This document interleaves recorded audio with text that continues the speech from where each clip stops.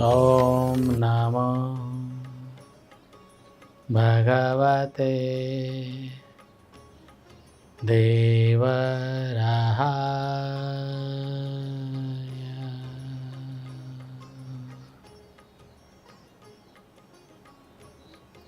ॐ नमो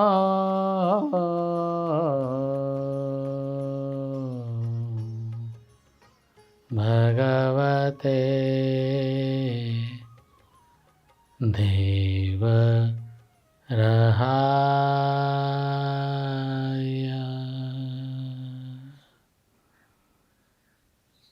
ॐ नमो भगवते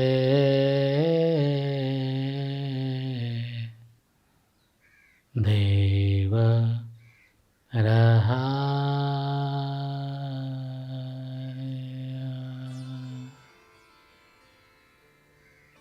स्वामी सद्गुरुदेव।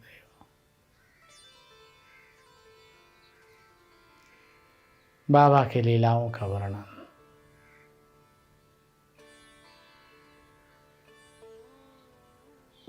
लीला भगवान की और गुरु महाराज जी की लीला, अद्भुत लीलाएं होती हैं इनकी। संत महात्मा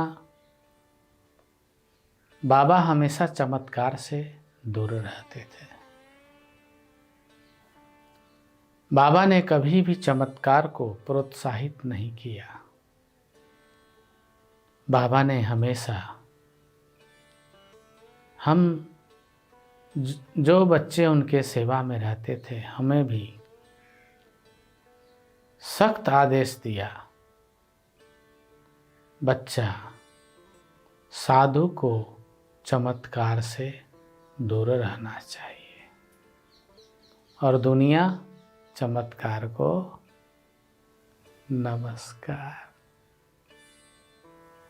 साधु बाबा चमत्कार को दुत्कार, तब जाके साधुता आती है। अगर साधुता पाना हो तो चमत्कार को दुत्कार देना पड़ेगा, और हमारे गुरुदेव वही करते थे, अभी भी कर रहे हैं। उस समय अपने भौतिक शरीर में करते थे, आज अनेक शरीर धारण किए हुए हैं। अनेक रूप रूपाय विष्णवे प्रभु विष्णवे।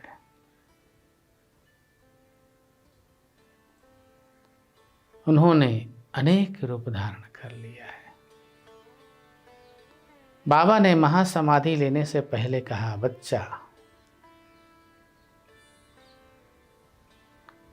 मैं अब अपने वास्तविक दिव्य स्वरूप में प्रवेश करूंगा।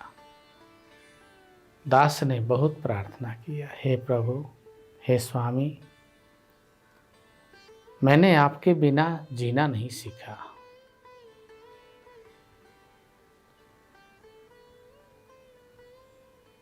आप समाधि लेंगे तो मेरा क्या होगा?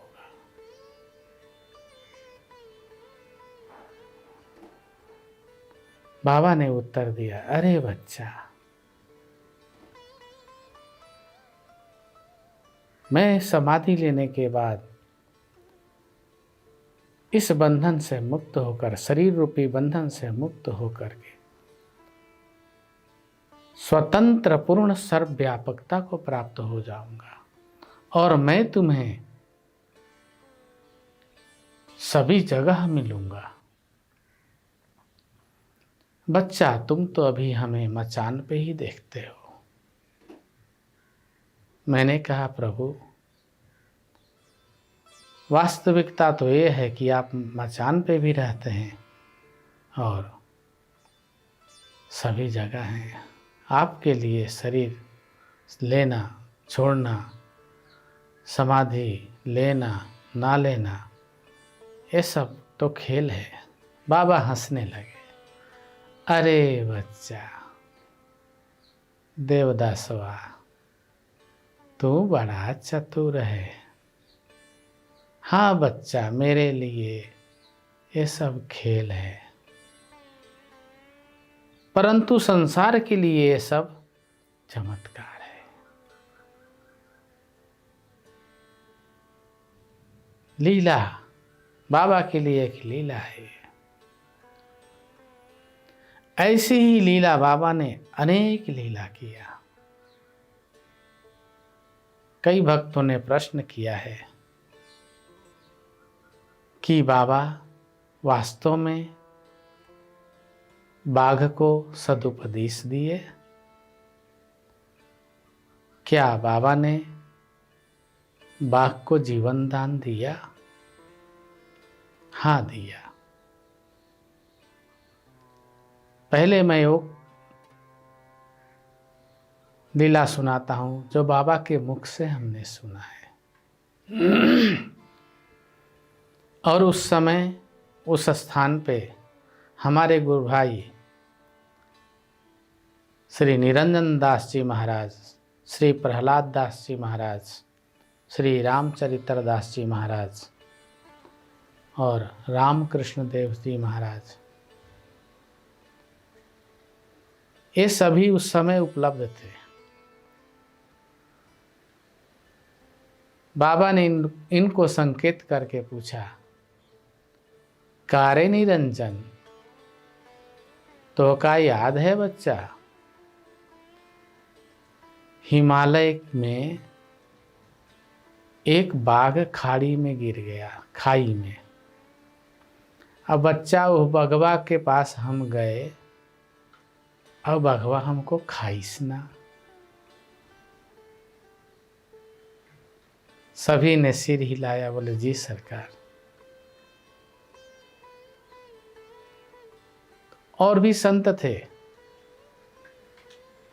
बाबा ने सबको एक किस्सा सुनाया। और किस्सा क्यों सुनाया, ये कहानी क्यों सुनाया? अपनी महिमा के लिए नहीं। इसका शुरुआत यहाँ से होता है कि बच्चा, बाबा उपदेश दे रहे थे दया के ऊपर। संत कैसा होना चाहिए ये उपदेश दे रहे थे।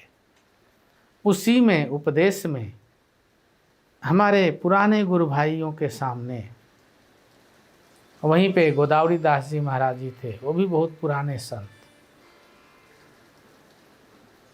ब्रह्मचारी जी महाराज, वो भी बहुत पुराने संत। उनके सामने बाबा ने बताया कि बच्चा, अगर तुम्हारे अंदर अहिंसा है तो हिंसक पशु जीव जंतु भी तुम्हें नुकसान नहीं करेंगे। अहिंसा के ऊपर चर्चा चल रही है। बाबा ने बताया कि बच्चा, उस समय हम अपने शिष्य और अन्य साधुओं के साथ टोली लेकर के हिमालय में विचरण कर रहे थे।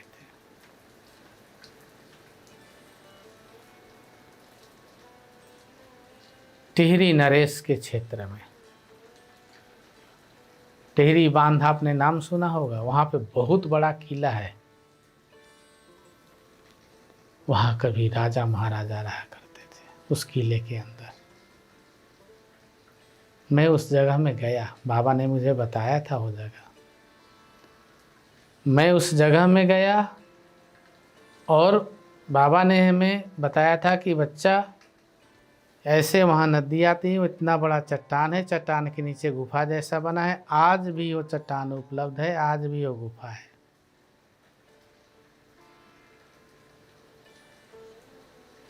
और पहाड़ों में कहीं कहीं दो पर्वत के बीच में फाट होता है, जिसको पत्थर का फाट बोलते हैं। ऐसे कोई जानवर तो छोड़िए, मनुष्य अगर गिर जाए तो कई बार चढ़ने की, उसको निकलने की जगह नहीं मिलती है। ऐसे ही फाट में एक बाघ गिर गया। बाबा की यात्रा चल रही है, बाबा मार्ग से जा रहे हैं अपने साधुओं के साथ। योगी की यात्रा बड़ी सुंदर होती है, निराली होती है। योगिया रे रमते राम चले, योगिया रे रमते राम चले। पग पग डारे पग पग डारे राम नाम लय, पग पग डारे राम नाम लय, देखे सब को भले, योगिया रमते राम चले, योगिया रमते राम चले। क्षुधा तृष्णा को मार के, क्षुधा तृष्णा दोनों को मार के, बैठे वृक्ष तले, क्षुधा तृष्णा विषय को मार के, विषय को मार के, बैठे वृक्ष तले, जोगिया रमते राम चले, जोगिया जोगिया जोगिया जोगिया रमते राम चले।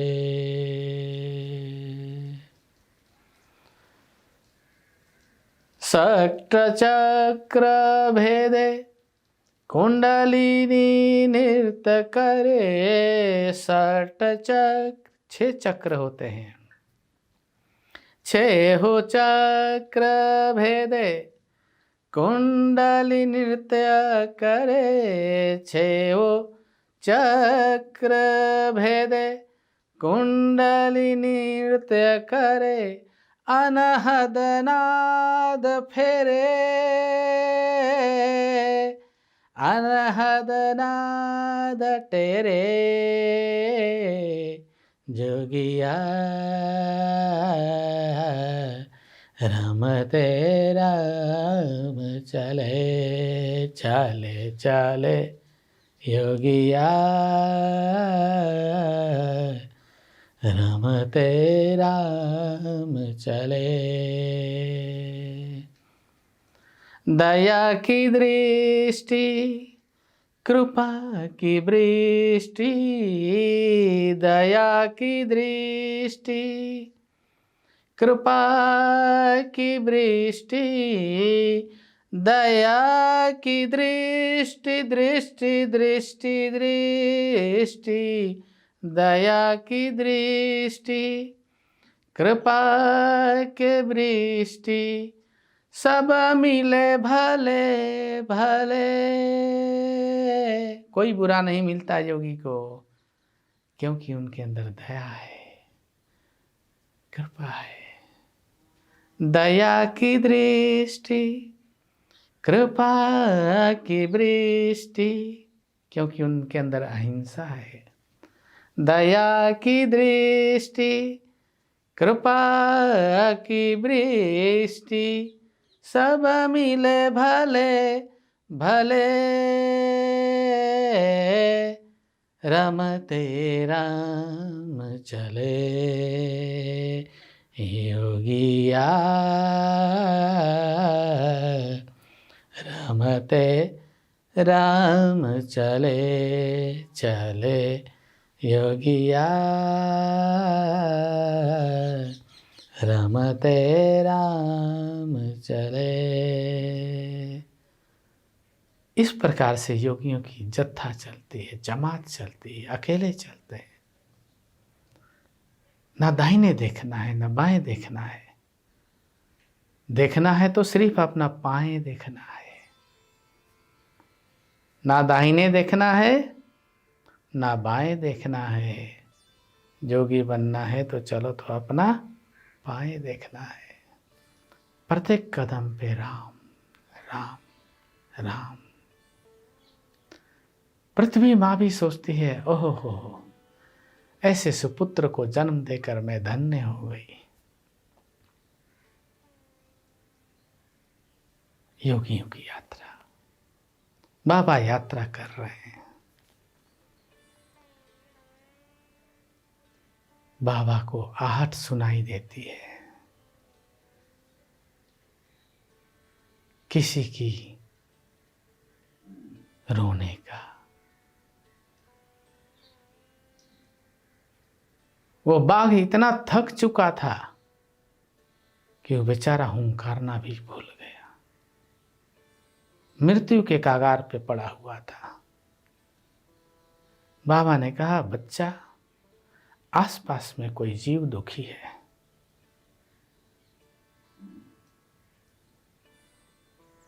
सब साधुओं ने, जी सरकार, आज्ञा।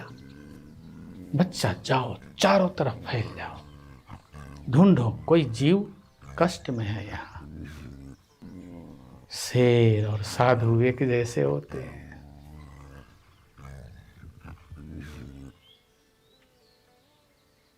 समझ रहे हैं ना? मस्त राम, जंगल का राजा है वो। और साधु पूरे पृथ्वी का राजा है। कबीर साहब ने कहा, मन लागा मेरे वो यार फकीरी में, हाथ में लोटा कांख में सोटा, तीनों लोक जगीरी में। सब अपना है, राजा महाराजा की तरह। शेर अपने जंगल में राजा की तरह, कोई टिकता नहीं उसके आगे। वो शेर ढेर हो गया।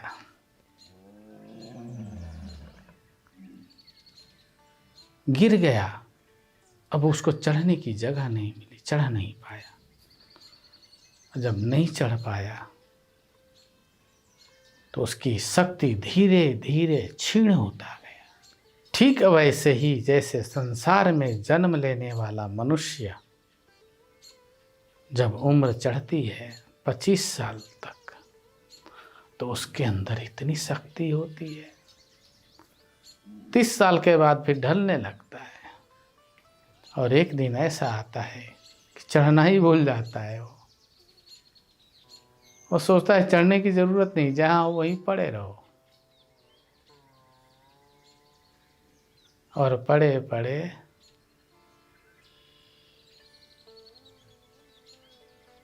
सड़े सड़े सड़ जाता है, खत्म हो जाता, अस्तित्व ही नहीं रहता उसका।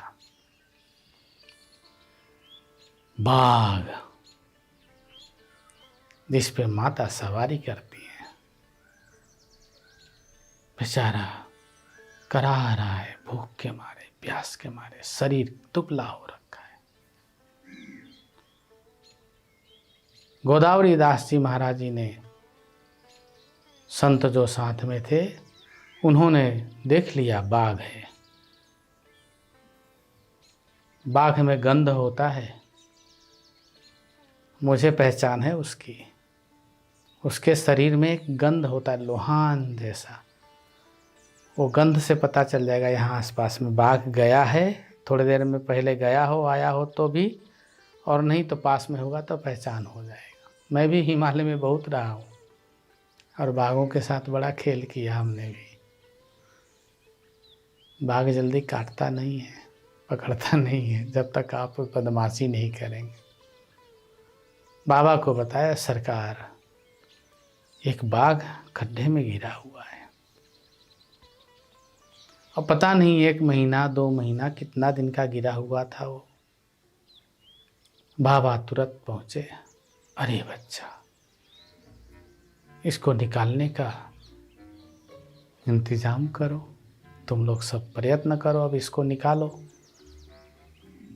साधु ने बाबा बोला, बाबा इसके पास जाएगा कौन? ये तो आप ही कर सकते हैं, आपकी ही चमत्कार कृपा हो तो ये निकल के वहाँ से आ जाए, नहीं तो उसके पास तो जाना पड़ेगा निकालने के लिए। बाबा ने कहा, अच्छा बच्चा, तुम लोग सब बैठो यहाँ पे, मैं जाता हूँ उसके पास। गुरुदेव उस फाट में उतरे, धीरे धीरे उतर के उसके पास गए। देखा उसने बाबा को, प्रसन्न हुआ वो। ओह, कोई जीव दिखाई दे दिया। बाबा की करुणा भरी नजर उसके नजर से मिलती है और बाघ वहीं अपना सर।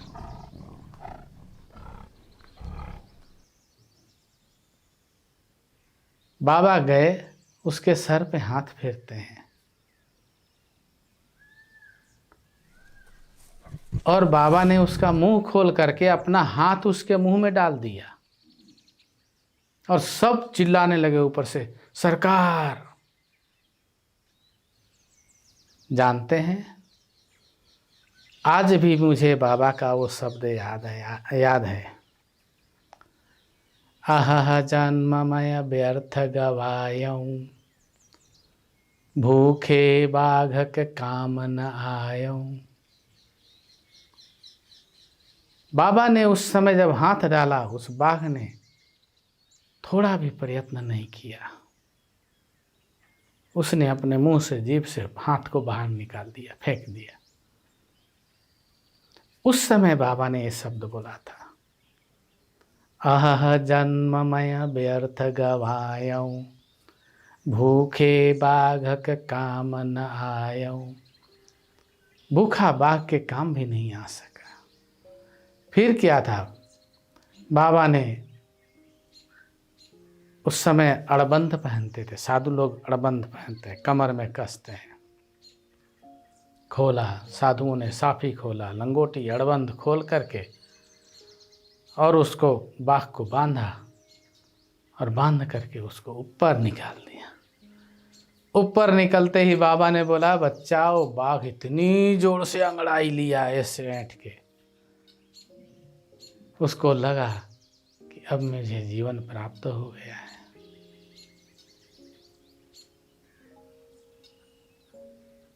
और वो बाघ बाबा को मिनटों तक देखता रहा। सब साधु लोग बाबा के पीछे खड़े हैं। और बाबा ने बताया, बच्चा, ये सब साधुया खड़े हैं जो बुढ़े बुढ़े तुम्हारे सामने, ये सब तुम थे बच्चा? जी सरकार। तू भी थे? जी सरकार। बच्चवा, जब तुम्हारे तरफ हो बघवा देखा तो तुम क्या सोच रहे थे? भोले सरकार, जब हम लोग के तरफ देखे तो हम लोग को ऐसे लगे कहीं सरकार ये ना बोल दें कि तू ही इसका आहार बन जा। हाँ बच्चा, तुमको याद है ये बात। बच्चा, मैंने इन साधुइयों को बोला कि अरे बच्चा, एक साधु अगर इसका आहार बन जाए तो इसका शरीर हुष्ट पुष्ट हो जाए। गुरुदेव की लीला है ये। बच्चा, इस साधुइया जब हम बोले तो सब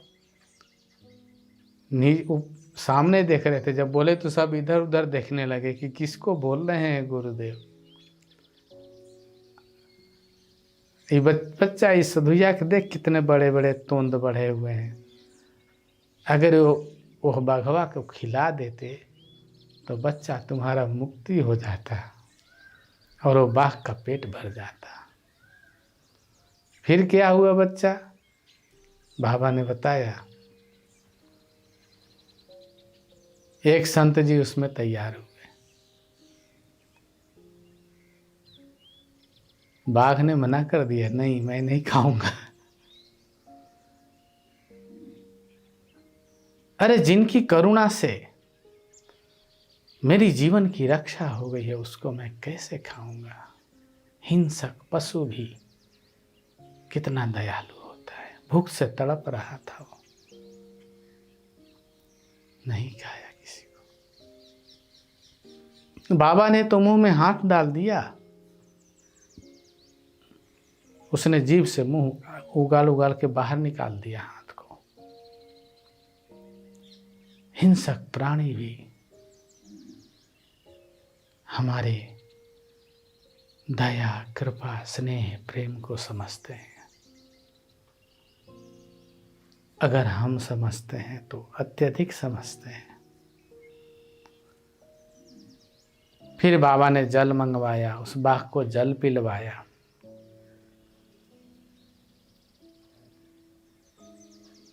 फिर बाबा वहां पे थोड़े दूर पे आसन लगाए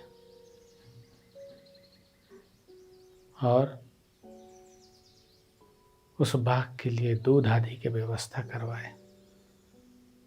फिर बाबा ने आदेश दिया उसको, जा बच्चा जंगल में जा। सवेरे तक वो ऊर्जावान हो गया, क्योंकि योगी सम्राट की दया दृष्टि हो गई थी उस पे। परम पूज्य ब्रह्म ऋषि योगी सम्राट देवराहा बाबा की जय। उनकी कृपा हो गई उसके ऊपर। तो गुरु मेहरबान तो चेला पहलवान। और बाघ सवेरे होते ही गुरुदेव का आज्ञा लेकर के वन में चल दिया।